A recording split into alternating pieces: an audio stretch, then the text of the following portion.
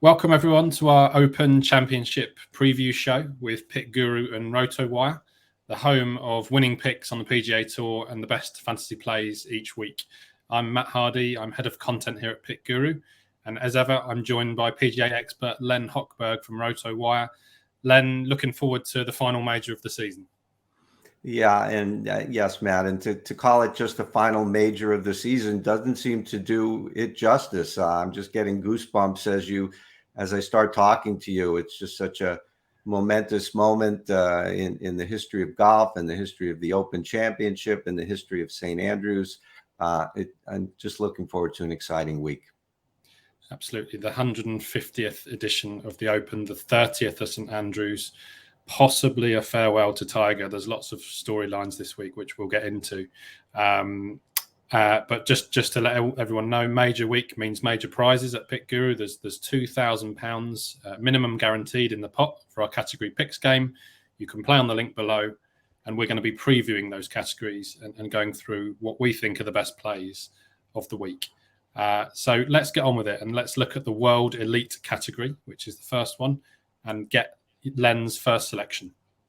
Yeah, it's a small category, just four players there, so there's not a lot to dissect. And I'm going to go with Matt Fitzpatrick. And I generally like to shy away from golfers coming off a life-altering moment that they.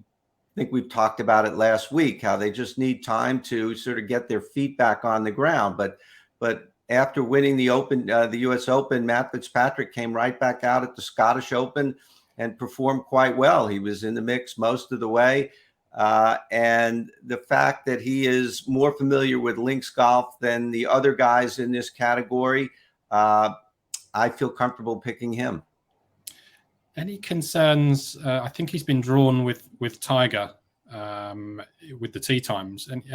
Any concerns there, or do you think it will be less kind of frantic than when he plays in the US, for example? No, I think it is a real concern, and and Max Homa, who, looking at my notes, I think is going to come up later in the show, is also with. What did I do? I picked two. But no, it's a valid point, and some guys can handle it and some guys can't. And, just thinking of the worst possible thought, if Tiger starts to play terribly, it's a downer for everybody. So, yeah, it's a concern. But I think ultimately these guys got where they are at the top of the world of golf because they can focus. And obviously Matt Fitzpatrick has proven that. Cool.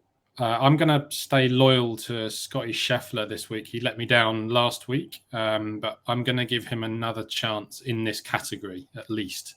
Only 8 starts since he last won. He obviously missed the cut last week, but I'm hoping he just got his eye in for this week. I noticed he was particularly accurate with his driving in Scotland. So he was second for shots gained off the tee and 6th for driving accuracy. Obviously, it doesn't count for much because it was only over 2 rounds. But I found that quite interesting. He remains technically the best golfer on the planet right now. And I think you could make a case for all 4 of these guys. But I think Scheffler will go under the radar. And for someone who's had such a stellar season, he'll do for me. Let's talk about the course a little bit, Len, and the skill sets that you've analysed this week. What kind of metrics or skills or trends have you placed at the top of your research? Just give us some insight there. It's interesting, Matt, because part of me wants to throw out a lot of conventional stats. There's so much else going on this week that really can't be quantified on the course, and how players are handling the situation and the magicalness of the moment and the pressure and all that is involved. But that said, the course appears to be playing very firm and very fast, which means we could see some titanic drives of approaching 400 yards and stuff. And in the past, we have seen that length has been an asset to golfers at St. Andrews. Obviously, the longer hitters will hit it longer still, but I think the fact that the course is playing so short, will let some other golfers into the contention. I'm afraid that if they hit it that far, that the tournament could be reduced to driver, wedge, putter. And if it is driver, wedge, putter, well, 2/3 of those are short game. And we know that everything around the greens, the enormous greens of St. Andrews and all the undulations and things of that nature make it very difficult. So I would really focus a lot on short game specialists, because if you need to get your wedge close and then you need to make your putts, obviously that's what short game is about. So, but really, if we've seen guys who can't handle the moment, that they just don't have good history in majors, that tells me something. And this is going to be more pressure than just about any major any of these guys has ever played in before. So there's a lot going on this week. Yeah, mentality always top of the list for any major, I think, but this week more so than many. Speaking of the Open and the magicalness of it, the next category that we have is quite a nice one. It's the Open Champion. So 4 previous winners in here. Which previous champion have you gone for? Yeah, this is a tough call for me. My 2 favorite plays on the whole board are Rory Mcilroy and Jordan Spieth. Ultimately, I'm going to go with Jordan Spieth in this category. Rory will face tremendous pressure. He's the favorite.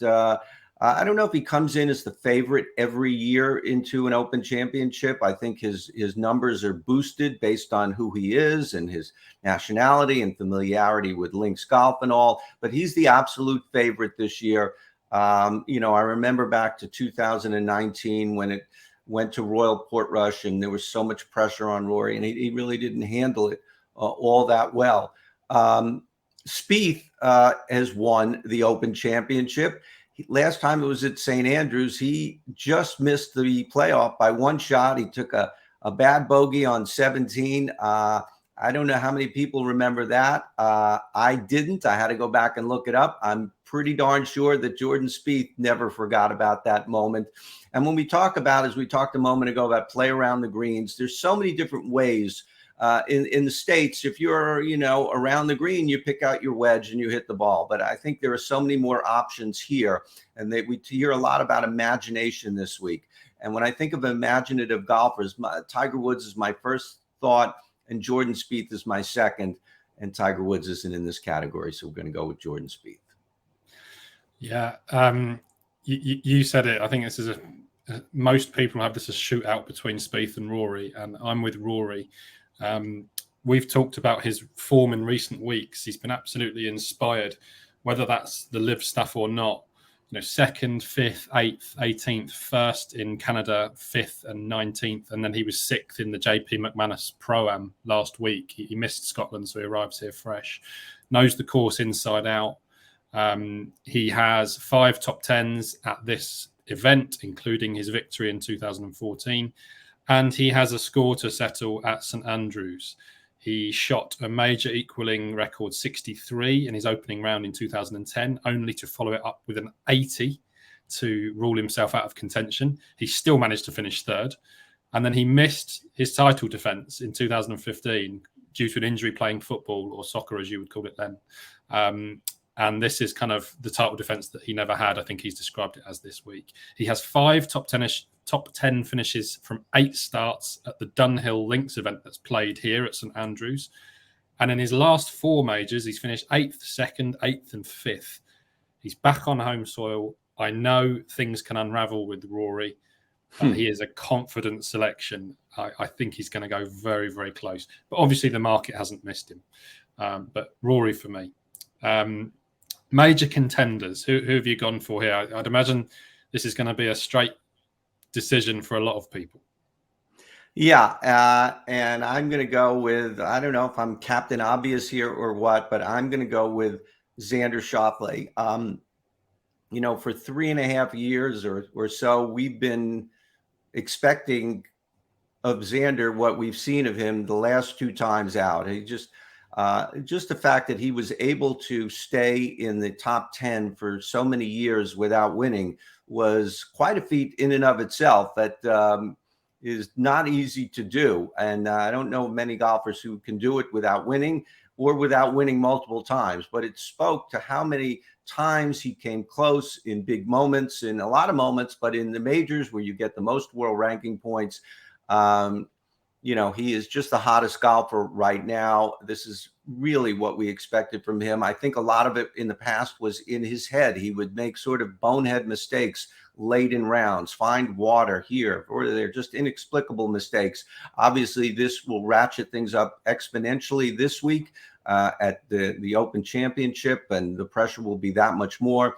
But, and he actually has finished second. This is probably his worst major, and that's probably not the best word to use, but he finished second at Carnoustie in 2018 behind Francesco Molinari. Yeah, I think Xander Schauffele is the starting position for everyone this week, whether you're punting on this event or you're playing fantasy games, whichever game is your choice. Are you with Schauffele or are you against him? I've decided to go against him. It sounds ridiculous because he's actually technically on a 4-timer because he won the JP McManus Pro-Am as well. I just slightly question him in a white hot battle, if it comes to it. I just don't know. He seems to have fallen over the line twice. I could look a complete idiot by saying that, but that's just my feeling, and I'm happy to take him on now that kind of most people are with him. I mean, he's pushing for favoritism over here for the whole tournament. So, and also, I'd also chuck in that recent form has been a huge positive for the Open. If you look through the last 10, 20 winners, recent form is the biggest trend, and there's no better form player in the world than Schauffele. But I'm going against him. I will go with Patrick Cantley as a value play. I was between him and Will Zalatoris. Cantley's form very, very strong coming in. 4th in Scotland last week. That was most encouraging because he blew up at the Travellers the week before. So it was nice to see him recover so quickly. He was 12th at the Carnoustie tournament that you referenced a second ago. And at the prices or in terms of the value in this category, he was the one for me. Let's move on to the World Stars and get your selection here, please, Len. Yeah, I'm going to go with Tony Finau. And I don't think we've heard a lot about Tony Finau coming into this week. But, his course history, or at least Open Championship history, and his recent form dovetail very nicely coming into this week. We know that he has had a couple of runner-ups and another top 5 recently. He's back on form. He went into a bit of a funk after his long-awaited win at the Northern Trust almost a year ago now. Time flies, huh? Yeah. And he's done very well in the Open and all the different courses. He was 15th last year, 3rd and 9th the 2 years before that, 27th and 18th. 27th is your worst in 5 Opens, never missed a cut. Whatever it is, I don't know if I would really think of Tony Finau as an Open Championship guy, but obviously these numbers tell a different story. Yeah, I'm with Fino as well, so that's a double vote for him. Like you say, his last 5 efforts here have been tremendous form figures. His distance will certainly help him at St Andrews, and he arrives fresh, having not played since he was 13th at the Travellers, which was also a good effort. So 2 votes for Finau there. Let's cover off 2 categories, Len. Let's do Great Britain and Ireland and the US Challengers categories. Yeah, Great Britain and Ireland, my 2 favorite, there are a few guys I like better than Tommy Fleetwood in Great Britain and Ireland, but they are in other categories. So Tommy Fleetwood for me in this category, and that's no knock on Fleetwood because I know I've mentioned him a number of times here in recent weeks and probably last week at the Scottish Open, and he was great there as well. Yeah. I think, he had some pressure issues earlier in his career at the Open Championship where he had trouble, the magnitude of the moment. Wherever the one was, it was right down the block from him. And he just sort of face planted in that tournament. But the caution about Tommy Fleetwood, and he is my pick in this category, I like him to do better when the weather is worse. He seems to handle the bad conditions and can make up ground on the others. It looks like we're going to have pristine conditions this week. So I still do like Tommy Fleetwood, though. And US Challengers? Yeah. This is the category with Tiger Woods. I mentioned a few moments ago that Max Homa would be appearing on the show. Max Homa is my pick. Max Homa has been very impressive. He's really taken strides this year, not only in the majors, which he never was able to even make the cut in before. So he's really, taken strides there. And I was very impressed with him at the Scottish Open. You could see that he's really trying to get better and learn. And famously on Friday after his round at the Scottish, he went out and played another 18 holes on another links course nearby. That is a lot of golf in the middle of a tournament. It might have cost him on Sunday when he faded at the Scottish late on Sunday. But candidly, there's not I really like in this category, and he's the favorite of mine among all of them. Would I love to be wrong about Tiger? Absolutely. I don't think I will be. We'll see. The miracle might happen yet. I am with Tyrrell Hatton in the GB and Ireland category. I mentioned earlier about the Dunhill Links form, an event that's played at St Andrews. Hatton's last 5 appearances on this course: first, second, 15th, second. So 4 top 2s out of his last 5 visits. That was enough to sway me. He's always been a very good putter, and I think, like you said at the top of the show, short game is going to be very important this week. As long as he doesn't implode, he's not always the easiest to watch, Tyrrell Hatton. I think, as long as he keeps it together between the ears, he might be okay.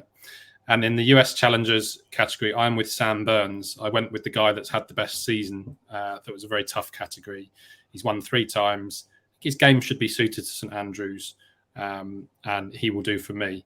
Let's round off with the Lively Outsiders and the Live Forever categories, quite aptly at the end, I guess.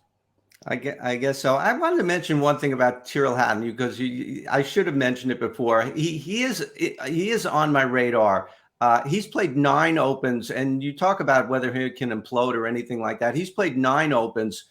He's made only 3 cuts, but 2 of them were a 5th and a 6th. So if there is all or nothing in this game of golf, Tyrrell Hatton is the poster boy for that, or at least this week. So he could definitely be great this week. So I should not have dismissed him out of pocket. Okay, Lively Outsiders, which I chuckled when I saw that category. It's such a pleasant British way of saying, guys who just have no chance but are just really lucky to be here. So just enjoy your 2 rounds and maybe 4. Joking a little bit. My pick, Thomas Pieters. Obviously a top golfer, top 40 in the world, maybe even top 35 based on the latest rankings. He's had a great year since the last Open. I don't even know if he qualified for the last Open, but he has really turned around his career. He has 2 wins in that span. He almost had a 3rd just a few weeks back at the BMW. Hao Tong Lee beat him in a playoff. But when I was looking at Thomas Pieters' stats, and I'm going to look down at my notes here at the DP World Tour website, 13th in approach, 16th in strokes gained around the green, 32nd in putting, 2nd in strokes gained total. Really having an all-around good year, playing well with every club in his bag, it seems. So he's my pick in the Lively Outsiders. And the Live Forever, I question whether any of these guys will make a mark on the tournament. I guess there are so many of them now. There are in excess of 20 of them. Not sure of the exact number. So to dismiss all of them, just saying that they won't be able to compete, I don't know about that. But I guess Louis Oosthuizen is my pick. He has won at St Andrews. He finished 2nd to Zach Johnson when it was last year in 2015. He's not the same player he used to be, but obviously he knows how to play this course. He does indeed, yeah. Keith Mitchell for me in the Lively Outsiders. He's just a really steady pro. I mean, you joked, will they play 2 rounds or 4? That might be enough in this category, to be honest. So I'm hopeful that Keith Mitchell can get to 4 rounds. And again, like yourself, we'll finish in harmony. So I'm with Louis Oosthuizen in the Live Forever category. I'm yet to see an entry without him. He's proving very popular. I think that's his major pedigree, and especially his record at St Andrews in the Open. So we'll see. We'll all sink or swim together, as they say. Let's finish like we always finish, Len. And could we get your outright selection for who you think is going to win the 150th Open? Yeah, what a life-altering moment. It will be the number one moment. Whoever wins this week, it will forever be the number one moment in their golf career. So there is a lot on the line this week. I don't think this list of possible winners goes very long. I don't even know if it reaches double digits for me. But my pick to win is Jordan Spieth. Very difficult to pick him over a couple of the other guys, but he plays well at the Open. He's played well at the Open Championship. He played well last week at the Scottish Open. We talked about imagination. There is really no one more imaginative on the golf course these days than Jordan Spieth. The Spieth Legion will be fully supportive of Len Hochberg this week. I am with Rory. I haven't tipped him all year. I've avoided it. And he is, I just think the stars have aligned. Everything's right. The course, the conditions, his profile, the form he comes in. He's even potentially got a nice morning draw now as well. Now they've done the tee times. I'm fully aware it can unravel, but he's been driving it and putting it exceptionally well in the last few weeks. And there's even a storyline, his redemption from 2010 and 2015. So Rory for me, Spieth for you. Like you, I don't think the list is that deep. There's only a few guys, really, I think that could win this. So we'll see. Len, thank you very much for your picks. I hope you enjoy this historic week from St Andrews. Good luck to everyone out there with the DFS plays, with your bets, however you might be following the tournament. Please like this video, download the PickGuru app on the link below and get involved. £2,000 up for grabs. Enjoy Open Week, everyone. Thanks now.